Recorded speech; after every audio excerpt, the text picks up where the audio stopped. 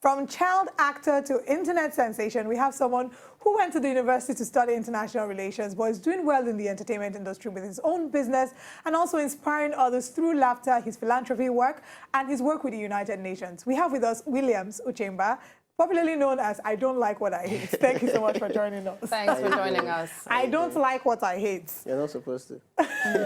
Let's go back to the very beginning. Williams Uchemba, as a little boy, you were this child actor that everybody loved. I still remember your baby pictures. And I'm hoping we have some of the pictures to show. Yes, there they are.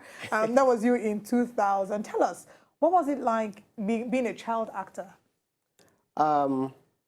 It had a good parts and bad sides of it. I think the bad side is more of the educational part, where I wasn't able to get the full, most times those films I do in school sessions. So sometimes I sneak out of school and I'll tell my prefect, see, just fix everything. But aside from that, the good side is I think he introduced me to an early life of fame. And I was, by the grace of God, able to manage that very well, because it can either go well or bad. The entertainment industry can either make you or destroy you, So for me, I tried as much as I could to be on the other side. Then, yeah. Now, you discovered a passion for acting at a very young age. How did you discover your passion for acting? I've actually been acting since I was in nursery school, drama. The school dramas. Those school plays, yeah. I can remember my very first line. My Lord, these bad parents are irresponsible. I remember it very well. You want to do that again? Do it again. My Lord. I have to use my baby voice. Okay, use your baby voice. I don't know if I can do that, but I was really, really young, nursery school. And after that, they were like, oh, you're good. Then from there, I entered church, where you have to do the church drama, So one day, one of my family friend, and Afamo Kereke, I think he's somewhere in Enugu State now. When he came to the house and he knocked, and I just finished seeing Problem Child. You know how when we're young, you watch that movie and you want to be. Then I was like, yeah, who's there? And he was like, oh, you speak really well. And I started speaking American English. And I was like, you speak really well. So there's this thing coming up, and eventually he put me in the stuff. And for me, my approach towards acting was more of excitement. So when I see Uncle Pete Edochie, like, oh, Uncle Pete. So when they give me a role, I do it very well. Rather than, Uncle Pete, I'm scared. So with that enthusiasm and that excitement, directors were like, you're really good, like, let's do another one, So, so far, I think I've done about 75 plus movies in Nigeria, because it just kept on coming, because then there was not much of, young people. So if they are doing any movie, any Nigerian movie, and they need a young boy. I remember seeing you almost everywhere. So yeah, it's been fun, and I just realized that I've had it in me for a while. Some people say actors are born, not made. I'm not sure how true that is. Accurate. I think it's accurate. Yeah, so it just comes. I think never it's a went to an mixture acting of school. both. I never did anything. I think it's a mixture of both. I think actors can be born and be made, but that's an argument for another day. Let's talk about your parents and their reaction to your talent. We find that in Nigeria, lots of parents are keen on their kids going to school first and then exploring talents later. At least back in the day. It's only starting to change now. But at the time when you went into movies, what was the support of your parents like initially and eventually? Well, at first, my dad was never in support. What's up, Dad? He never wanted me to do anything acting. He was more on in fact, when I told him I was art inclined, he wasn't buying that. He was like, what is art? What do you want to do with that? You have to be an engineer. You have to be this. But fortunately and unfortunately, my parents reciprocated. So we were more with my mom. And my mom is always the one that says, as long as you're not hurting anybody, as long as you're not taking something that doesn't belong to you, as long as it makes you happy, you have to do it. So majority of the movies I did, I was with my mom. We were all with my mom. So my dad would only call and say, why is that boy in that movie? No. But eventually, what happened was, when he started seeing me with people he respects, like Uncle Pete Edochie, and when I won my first award as the best kid actor, and I was told to bring my parents, he was now the one embarrassing me. So we will go there, Pete, how are you? I'm very, this is my son, you know my son? You know, he started behaving, I'm like, dude, calm down, you know. Initially, you didn't want me to do this. So he now buys the idea, of course. Now he calls me and says, any new movie, any new thing, I'm with my friends, we want to watch something you did. I think when you're consistent and when you prove to them that this is really what is in you, eventually they'll let you have your way. Interesting, interesting. But in all of this and in your entire passion for drama and acting, you went on to study international relations and not theatre studies. Why? That is really ironic because when I was going into school, I was going for theatre arts. And I tried twice. You know, then you have to write JAM, post-UME. And sometimes, if you remember, I don't know if it happens up until now, where when you put in a course, they'll give you another course. Yes. That was what happened in my case. I was trying to go for theatre arts. They said, you didn't reach the cutoff mark of theatre arts. So they gave me history and international relations. And I was like, what kind of course is this? You know, first time I wasn't really feeling it, but eventually I realized that I have a flair and love for history up until now. Then I started enjoying the course, and little did I know that somewhere in the future, I'm going to have anything to do with the UN. Let's even speak about your work with the United Nations. What do you do for the United Nations? So I'm the Deputy Nigerian Youth Representative to the United Nations Youth Assembly. So the youth wing of the UN, yeah. So I deputize Barrister Aminu Danladi, who is the youth representative. Interesting. Okay. What would you say about the UN today and its influence on Nigeria? I think from what I've seen so far, for the past 4 years I've been with them, I think there's a really big gap between the information Nigeria has and the information that the UN, I'm trying to look for a way to put it. It was shocking when I came back and I was talking about the Millennium Development Goals and the Sustainable Development Goals, and people were like, what's that? And this is a global, this is a global movement. Thing. Everybody is doing it around the world. So that is where my job actually came in, as a bridge between the Nigerian youth to create awareness of what's going on there and what should be going on here. Because when the government, some of them knows about it, but they'll tell you they don't have that kind of infrastructure, or they don't have that kind of time, because one thing or the other. It's crazy, I don't want to go into politics, you know, but I just realized that there is a lot we don't know, you know, especially Nigerian youth, you know. So there's actually a lot going on in the global platform, but it's very, very unfortunate that most of us here are not involved. Okay. Now, beyond your work with the United Nations, we also know you're a humanitarian. I mean, last year when you came for Christmas, you did a challenge where you were encouraging people to just give back and put up pictures and videos of them giving on Instagram. I think you called it the Give Challenge. Yeah. And very recently, you picked up a young boy who was selling plantain on the street, and you found a way to send him back home and sponsor his education. How has the support and the support for that been? And have you gotten any criticism and backlash from people thinking, oh, why are you doing this and putting it up on social media? Yeah, I think first of all, and I'm saying this for everybody, whatever you're doing and your conscience is at peace with you, is at peace with whatever that is. Because I saw this video on YouTube where a toddler, baby, was trying to learn how to walk. Beautiful. Anybody would love that. And he'll fall and he'll try to get up. And you know, on YouTube, you see people that like and people that, a lot of people didn't like it. Something that beautiful.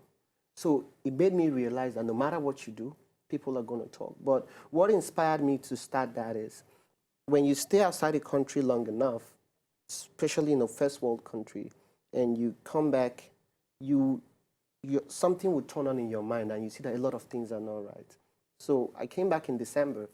From my way to the airport, I was coming from the airport to my house, and I saw this 65-year-old man. It's like he was hawking ice cream, and he was trying to sell to this, moving vehicle, and he was running, 65. And I think he missed his step, and he fell, and a bus from the back took him and cleared him and killed him on the spot, right in front of me. And blood and ice cream was on the road. And I couldn't sleep that night. The first question was, what is he doing on the road?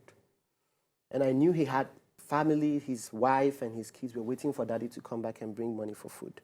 But he's gone. Yeah. The next day, I wanted to do something. I just wanted to. I even had, I didn't have Naira. I was like, I saw an old man, I was like, what are you selling? Why are you, okay, how much is it? Take, go home. Just go home. Don't be here. It's not safe. So I realized that it actually takes nothing to get these people off the street. It will shock you how much it takes to give someone a future. Some money we use for lunch can get someone's school fees for 5 years in this country.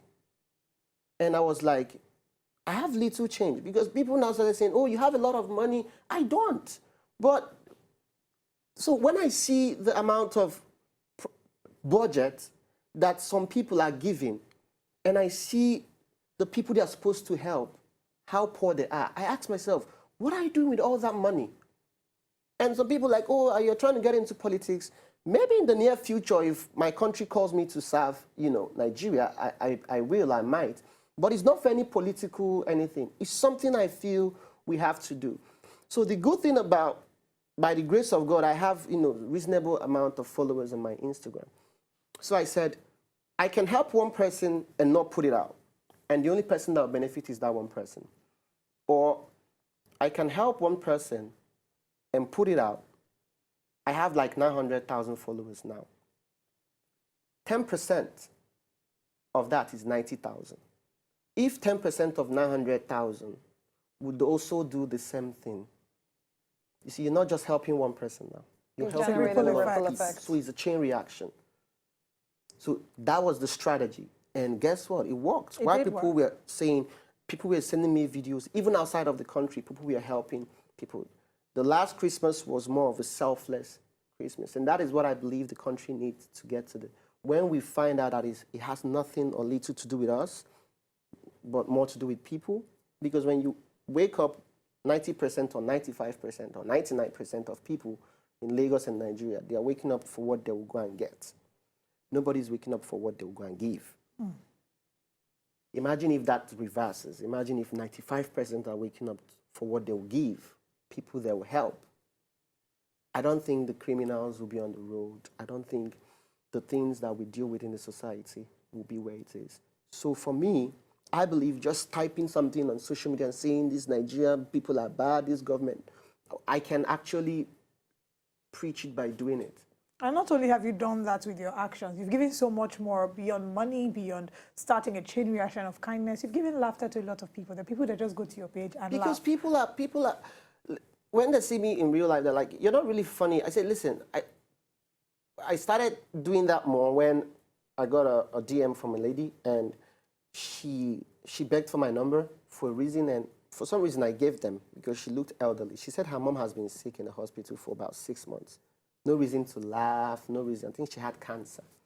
She said when she watched one of my videos, say for the past 6 months, this is the first time she's laughing so hard.